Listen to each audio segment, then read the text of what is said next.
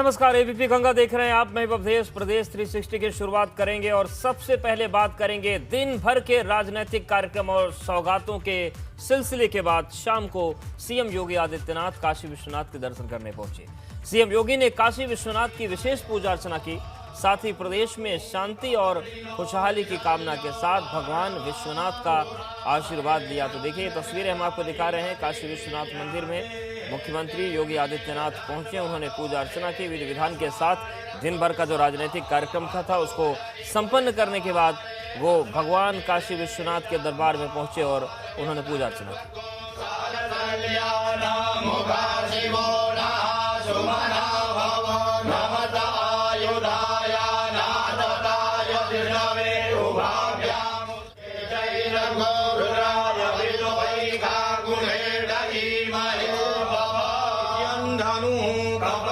CM योगी ने काशी विश्वनाथ के दर्शन किए, वहां पर पूजा अर्चना उन्होंने की और काफी देर तक वैदिक मंत्रों के साथ पूजा पाठ का क्रम चलता रहा और उसके बाद उन्होंने काशी विश्वनाथ कॉरिडोर का भी निरीक्षण किया। तो पूरे दिन राजनीतिक कार्यक्रमों के बाद मुख्यमंत्री पहुंचे काशी विश्वनाथ मंदिर और वहां पर उन्होंने पूजा अर्चना की। काशी विश्वनाथ की विशेष पूजा की गई और उसी पूजा की ये तस्वीरें हम आपको दिखा रहे हैं।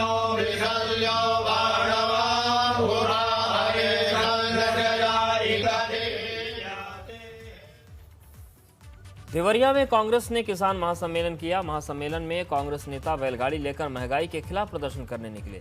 प्रदर्शन के दौरान कांग्रेस के उत्साही कार्यकर्ता बैलगाड़ी के पास खड़े होकर नारेबाजी कर रहे थे, तो बैल ने कार्यकर्ता को लात मार दी और देखते ही देखते मौके पर अफरा तफरी मच गई। तो देखिए अति उत्साहित थे लोग, बार बार बैल के पास चीख रहे थे, लेकिन अचानक से बैल ने लात मार दी और बुरी तरीके से कांग्रेस कार्यकर्ता को चोट लग गई, वहीं पर गिर गया। अब देखिए किस तरीके से बैल के पास चीखना चिल्लाना कांग्रेस कार्यकर्ता को बहुत ज्यादा भारी पड़ गया।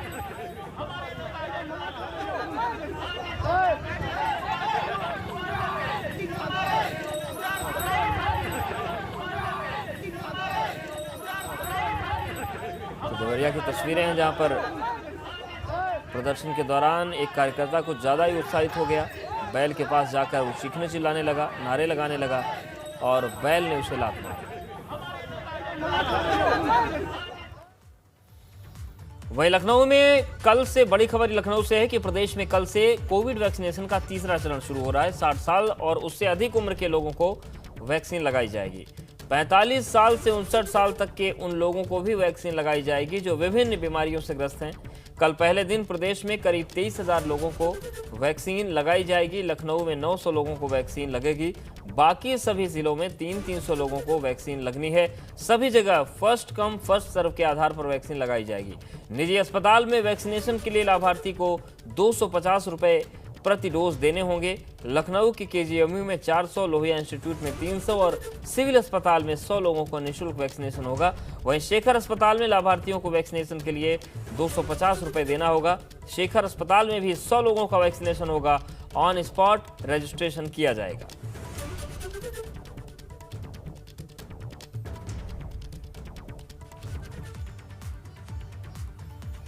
करीब 1 साल से बंद चल रहे उत्तर प्रदेश में कक्षा 1 से 5वीं तक के प्राइमरी स्कूल 1 मार्च यानी सोमवार से खुल जाएंगे। इस दौरान सभी स्कूलों को कोरोना संक्रमण को देखते हुए सरकार की तरफ से जारी गाइडलाइन का पूरी तरह से पालन करना होगा। साथ ही स्कूल में आयोजित होने वाले सामूहिक आयोजन और खेलकूद पूरी तरह से बंद रहेंगे। स्कूल में सिर्फ 50% बच्चों को ही स्कूल बुलाना होगा। राजधानी लखनऊ में बच्चों के स्कूल पहुंचने पर उनके स्वागत के लिए खास तरह के इंतजाम किए गए।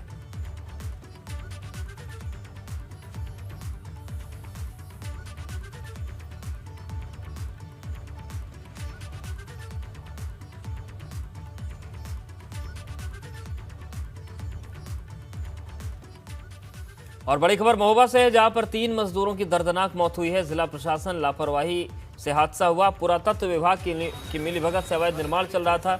सीओ सिटी समेत भारी मौके पर पुलिस बल पहुंचा है और रेस्क्यू करके मृतकों को बाहर निकाला जा रहा है। मजदूरों की मौत से परिजनों में कोहराम मच गया। शहर कोतवाली के ऐतिहासिक कीरत सागर के सामने की ये घटना है। तो महोबा की तस्वीर आपको हम दिखा रहे हैं, जहां पर पुरातत्व विभाग और प्रशासन की लापरवाही के चलते 3 मजदूरों की दर्दनाक मौत हो गई। बताया जा रहा है कि पुरातत्व विभाग की मिलीभगत से अवैध निर्माण हो रहा था। सीओ सिटी समेत भारी पुलिस बल मौके पर पहुंची। बड़ी खबर लखनऊ से है। अपोलो हॉस्पिटल का एक और कारनामा सामने आया। मरीज की मौत के बाद परिजनों को बंधक बनाया गया। मरीज की मौत के बाद परिजनों को 5 लाख रुपए का बिल सौंप दिया गया। पहले भी परिजनों से लाखों रुपए हॉस्पिटल में जमा करवाए गए थे। आए दिन हॉस्पिटल के अंदर परिजन हंगामा करते रहते हैं और अपोलो हॉस्पिटल के सुरक्षाकर्मी परिजनों से मारपीट करते हैं। पहले भी कई बार मीडिया में अपोलो हॉस्पिटल की ये पोल खुल चुकी है, लेकिन सवाल ये है कि आखिर अपोलो अस्पताल बार बार मनमानी क्यों करता है? आखिर किसका हाथ है इसके ऊपर, किसका शय है? बाईपास सर्जरी के लिए पेशेंट रामा लक्ष्मी देवी को भर्ती कराया गया था। सर्जरी के दौरान उनकी मौत हो गई। अपोलो अस्पताल प्रशासन उल्टा परिजनों के ऊपर ही दबाव बना रहा है कि मृतक का पार्थिव शरीर सौंपने के लिए पैसों की मांग की जा रही है।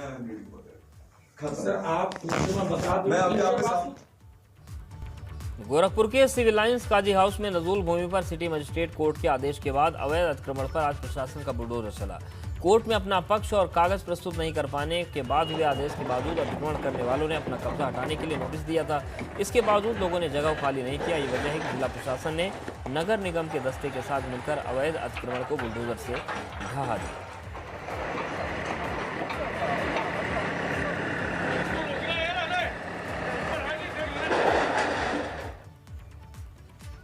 लखनऊ में महानगर इलाके में अवैध रूप से संचालित हुक्का बार पर पुलिस ने बड़ी कार्रवाई की है। एडीसीपी उत्तरी प्राची सिंह की अगुवाई में हेडक्वार्टर बार पर पुलिस ने रेड कर बड़ी संख्या में हुक्के बरामद किए। साथ ही संचालक और मैनेजर सहित आधा दर्जन से अधिक कर्मचारियों को हिरासत में लिया गया। एडीसीपी प्राची सिंह का कहना है कि तकरीबन 35 लोग हुक्का पी रहे थे। इन सभी को नोटिस जारी की गई है। पुलिस की माने तो इससे पहले भी हुक्का बार पर रेड की गई, लेकिन मौके से लोग पुलिस को चकमा देकर फरार हो जाते थे।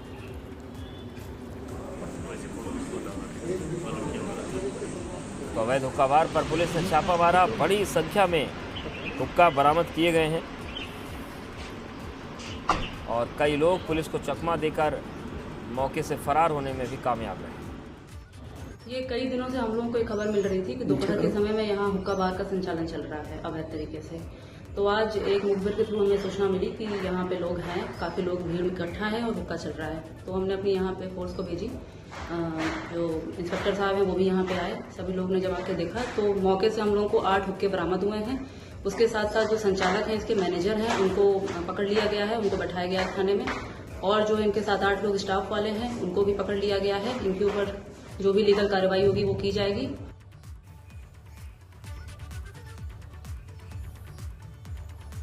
चंदौली में जहां एक ट्रक में क्रॉकरी की पेटियों के बीच छुपाकर फेंसाडिल और एस्कफ सिरफ ले जाते हुए पकड़ा गया। इसकी कीमत 50 लाख रुपए आकी गई। इसमें अवैध रूप से फेंसाडिल और कफ सिरप चोरी हुए छुपे तस्करी करके राजस्थान से बिहार के औरंगाबाद ले जाया जा रहा था, लेकिन मुखबिर की सूचना के आधार पर पुलिस ने इस ट्रक को पकड़ लिया। चालक को गिरफ्तार किया गया है। 106 पेटियों में 17,000 प्रतिबंधित कफ सिरप की तस्करी की जा रही है।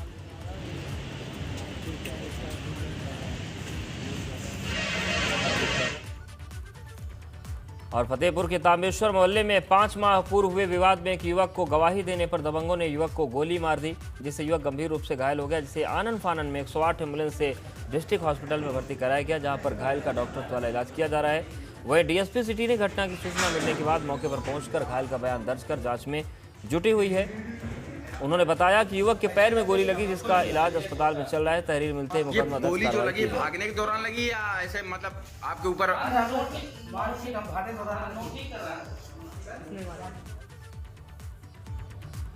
बरेली में बदमाशों के हौसले बुलंद होते जा रहे हैं। मामला पीलीभीत बाईपास स्थित पेंट स्टोर का है, जहां पर सरेआम बदमाशों ने लूट की वारदात को अंजाम दे डाला। बदमाशों ने फिल्मी स्टाइल में लूट की घटना को अंजाम दिया, आसानी से फरार हो गए। तो वहीं पेंट स्टोर में लगे सीसीटीवी कैमरे में पूरी वारदात कैद हो गई, जिसके आधार पर अब तलाश इनकी चल रही है। बदमाशों ने तमंचे के बल पर दुकान में रखे करीब 30,000 रुपये लेकर फरार हो गए।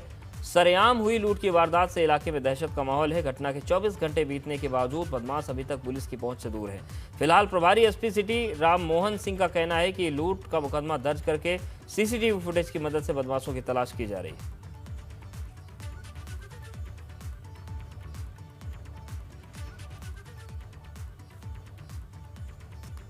एटा में जिला पंचायत चुनाव में समाजवादी पार्टी दो फाड़ होती दिख रही है। प्रत्याशियों की घोषणा न होने के बाद भी सपा के संभावित प्रत्याशी होने का दावा करते हुए प्रत्याशियों ने चुनाव प्रचार शुरू कर दिया। एटा के वार्ड नंबर 5 से समाजवादी पार्टी से जिला पंचायत सदस्य पद के लिए अनिल यादव प्रधान ने धारा 144 का उल्लंघन कर पुलिस की परमिशन रद्द होने के बाद भी सपा के बबलू यादव के खिलाफ चुनावी सभा की। पहले चुनावी सभा ग्राम उर्नी में होनी थी, लेकिन जिला प्रशासन ने धारा 144 का हवाला देते हुए सभा की अनुमति रद्द कर दी थी। उसके बाद जिला प्रशासन को धता बताते हुए हजारों लोगों की जनसभा यहां पर की गई।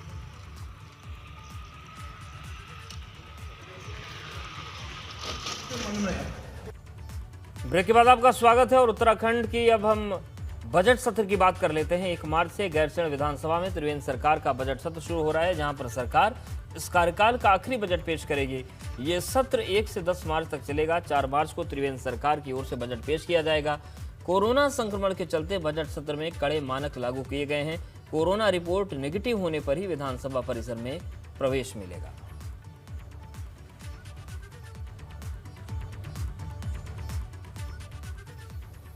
मुख्यमंत्री त्रिवेंद्र सिंह रावत ने 2 दिवसीय दौरे के दौरान कई कार्यक्रमों में हिस्सा लिया। सीएम आज रानीखेत से लेकर द्वाराहाट और भराड़ीसैंण गैरसैंण तक गए। बजट सत्र से ठीक पहले उनका यह दौरा काफी अहम है। ये रिपोर्ट देखिए।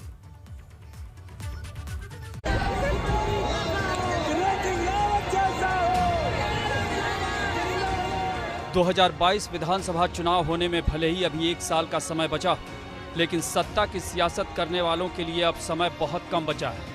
शायद इसीलिए नेताओं की सभाएं, रैलियां और दौरे शुरू हो चुके हैं। मुख्यमंत्री त्रिवेंद्र सिंह रावत अल्मोड़ा के 2 दिवसीय दौरे पर कल के बाद आज भी उन्होंने ताबड़तोड़ कई कार्यक्रमों में हिस्सा लिया।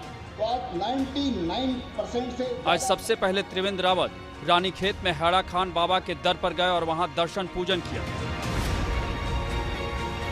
इसके बाद वो द्वाराहाट पहुंचे, जहां भाजपा कार्यकर्ताओं ने उनका फूल मालाओं और ढोल नगाड़ों के साथ स्वागत किया। इस दौरान उन्होंने एक जनसभा को संबोधित करते हुए कहा कि भाजपा सरकार में प्रदेश का चहुमुखी विकास हुआ है। हमने 99% से ज्यादा ग्राम सभाओं को सड़कों से जोड़ दिया। हमारे सम्मुख सबसे बड़ी जो चिंता है और जो कार्य है वो विकास है। विकास और विकास योजनाएं, उसके लिए हम लगातार केंद्र से और तमाम जो फंडिंग एजेंसियां हैं उनसे संपर्क कर रहे हैं और मुझे लगता है इन 4 सालों में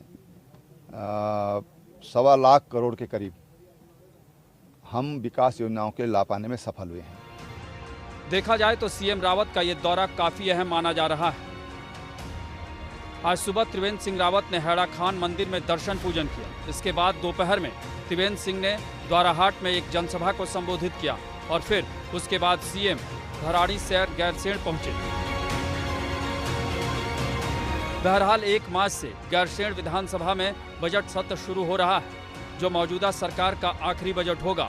उससे ठीक पहले सीएम त्रिवेंद्र रावत का ये दौरा काफी महत्वपूर्ण है।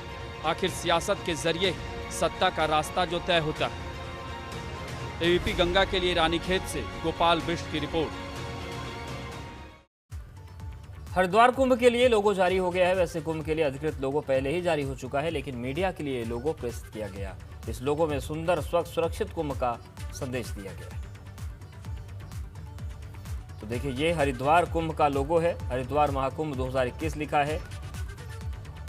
गंगा की लहरें बनी हैं, त्रिशूल है, अमृत कलश है और ये पूरा लोगो बनकर तैयार किया गया है।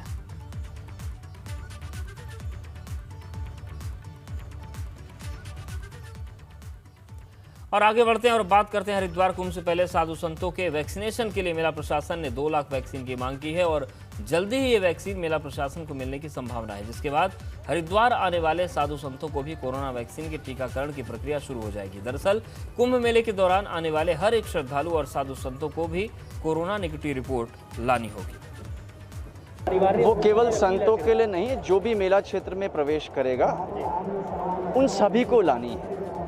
एक अलग से डिमांड आई थी साधु संतों की ओर से कि जिसमें वैक्सीनेशन की बात की गई थी, तो उसमें हमने 2 लाख वैक्सीन की डिमांड की है और उनमें साधु संत जो हमारे होंगे सम्मानित, उनको भी हम वैक्सीनेशन देंगे। कब तक है ये वैक्सीनेशन का? ये डिमांड हमने पिछले हफ्ते की है, उम्मीद है कि जल्दी मिलेगा। उत्तराखंड सरकार ने हरिद्वार में शुरू होने वाले कुंभ मेला 2021 को लेकर कोरोना वायरस से संबंधित सुरक्षा नियमों को जारी किया है। कुंभ मेले में आने वाले श्रद्धालुओं के लिए राज्य सरकार ने एसओपी जारी की है। कुंभ में आने वाले श्रद्धालुओं को कोविड-19 का टेस्ट कराना जरूरी होगा। पंजीकरण के लिए वेब पोर्टल का एड्रेस भी जारी कर दिया गया है।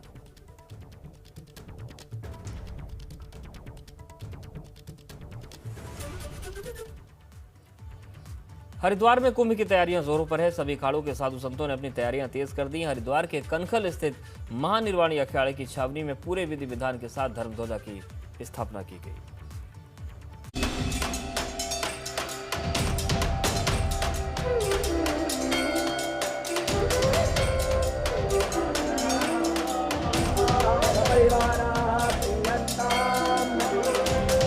कुंभ को लेकर हरिद्वार सज चुका है, तैयारियां जोरों पर है। इस बीच अखाड़ों ने भी अपनी अपनी तैयारियां तेज कर दी हैं।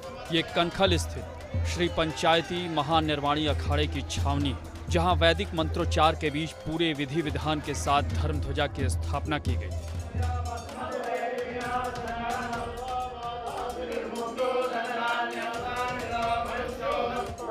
पूरा वातावरण मंत्रों की ध्वनि से गूंज उठा। इस दौरान यहां अखाड़ा परिषद के अध्यक्ष नरेंद्र गिरी महाराज समेत बड़ी संख्या में साधु संत मौजूद रहे।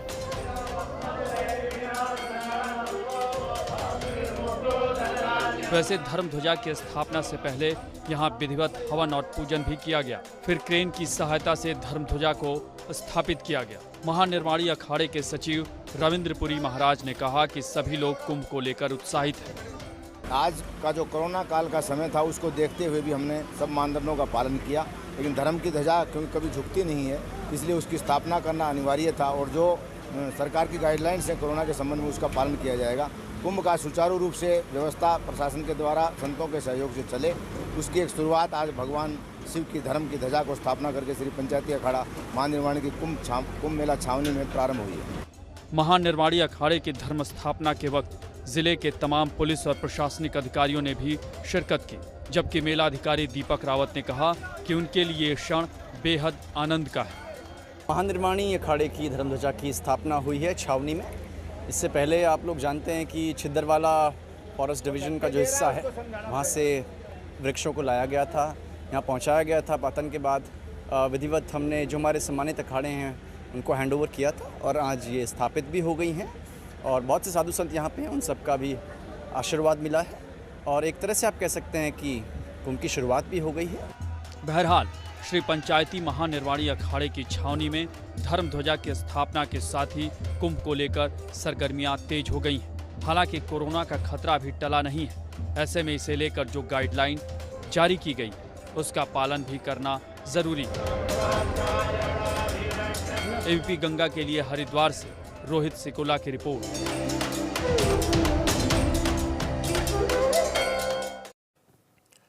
और एक अहम खबर संत कबीर नगर से आ रही है, जहां पर मिठाई चाय की दुकान में भीषण आग लग गई। सिलेंडर फटने की वजह से लाखों का नुकसान यहां पर हुआ है।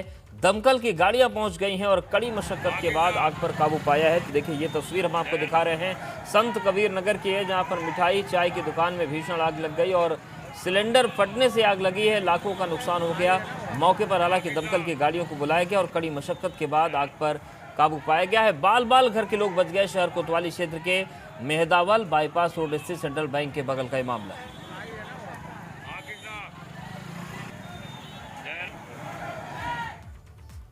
और इस बुलेटिन फिलहाल इतना ही। बने रहिए एबीपी गंगा के साथ।